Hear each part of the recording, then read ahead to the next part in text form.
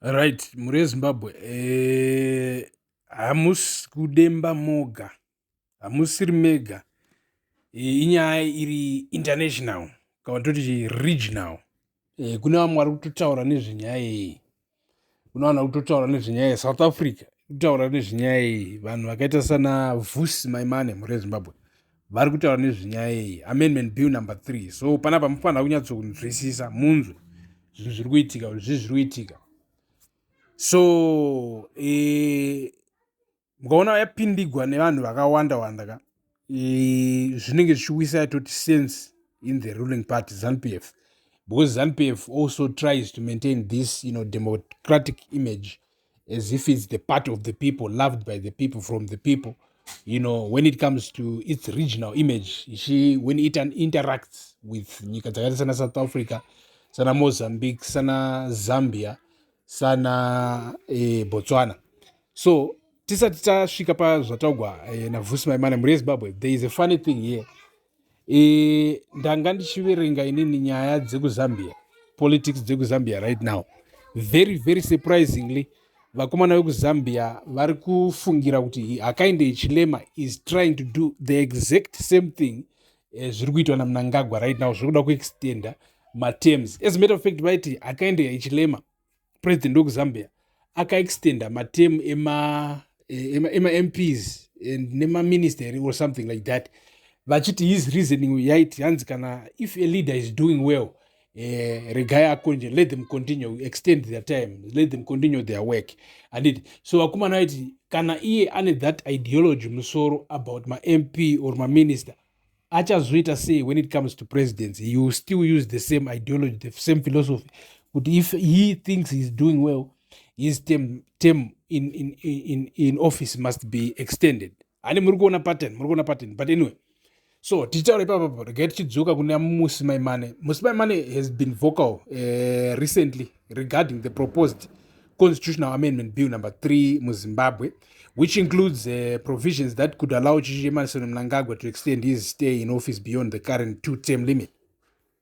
So tichitaura zvaizvozvi mid-April 2026. Here's what Maimane has communicated regarding the situation. He is in opposition to term extensions. Maimane leading Build One South Africa, BOSA, BOSA, ndo party yake yakagadzira akabuda mu DA. Maimane has criticized the push for a third term, criticizing it as a move that undermines the democratic will of the Zimbabwean people. He has argued that. So vakomana whether vari kufrema chinhu ichi achichitwa nzee is just an extension, is not a third term, but isusu tozvati materm 2, it's 5 years, 10 years. Anything more than that, it's third term. And it hanzi naVusi, constitutional integrity. The 2013 constitution was a hard-won victory for Zimbabwean citizens, and amending it specifically to benefit an incumbent sets a dangerous precedent for the region. So mukopana kutokomplaina kuti muregion yese yeSADC, Zimbabwe is setting a very bad example, and if it succeeds, sezvamuri kungonzwa kuti kuZambia Hakainde Hichilema asati abudikira pachena, but ari kuratidza kuti ari kunakirwa nepatani riri kukandwa paZimbabwe naMnangagwa. Muri kuona. So if but Hakainde Hichilema mufesi wekuti akatobva kuopposition, andwaiza zvozvo chitoshamisa vanhu kuti iwe mufesi uyu wakangamwa, zvamufanira kuti zvitovhotera chamisa, tichipedza kuvhotera chamisa akapinda after all these years, opinda apedza kupinda akuda kuintroduce same system yangaida kuintroduce naMnangagwa. You understand that part? But anyway, so ndo zviri kukomplainiwa naVusi Maimane kuti it will set a very very bad example. Hanzi regional stability. He has warned that political instability or constitutional coups in Zimbabwe directly affect South Africa, particularly regarding migration and regional economic health. Murikuinzwa iyo, that's a legit complaint. MaZimbabweans motongoziva imimi kuti MaZimbabweans ane plan B. Zvikatadza muZimbabwe takaenda paSouth Africa mangwana iwayo, takatoenda paSouth Africa. So izvozvo zvinenge zvichikonzera kuti South Africa ive more strained nema-Zimbabwean citizens on their services. So Maimane has called for SADC to take action. Maimane has constantly called on the Southern African Development Community, SADC, to take a firmer stand. He recently stated that the regional board cannot remain a bystander while democratic frameworks are dismantled in member states. Ani muri hanzi atibatanei senyika dzekusadc region kuno kuzasi kweafrica tomeka sure kuti hatingoregi mapresident mune nyika idzi umwe nomwe achingoita zvaanongoda achingodestroya democracy just like that, you understand. Advocacy for fair electoral processes. So beyond the amendments, Maimane continues to advocate for free, fair and credible processes. In his recent political briefings, including those surrounding his party's recent merger with the PPM in South Africa, he has highlighted Zimbabwe as a case study for why strong, independent institutions and term limits are essential for any African democracy to flourish. Nyika yedu isusu vari kutoita case study yekutaridza chinonzi bad governance kana kuti kushata kwekushayikwa order munyika zvinova kuti ma-institutions haana ma-powers, ma-independent powers, ano-operata under dictatorship. Hey, pakaipa.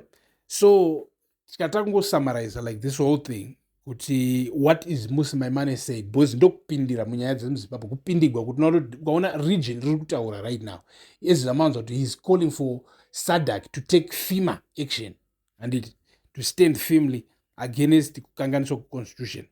So the ED 2030, the Emerson Dambudzo Mnangagwa 2030 slogan has been gaining momentum within ZANU-PF circles, which is the primary driver behind the constitutional debate. Maimane's stance aligns with many Zimbabwean opposition figures and civil society groups who view the public hearings, which you may have been following, as a critical moment for the country's legal future. But akatoitwa even the Commission on Human Rights in Zimbabwe yakatokondema the whole process.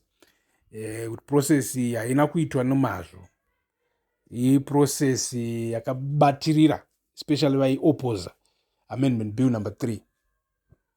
Muri Zimbabwe, tiudzewo, what do you think about zvinhu zvakafanana nezvizvi uchinzwa vanhu vakaita sana Vusi Maimane, who is the former leader of Democratic Alliance inonzi DA party in South Africa next door.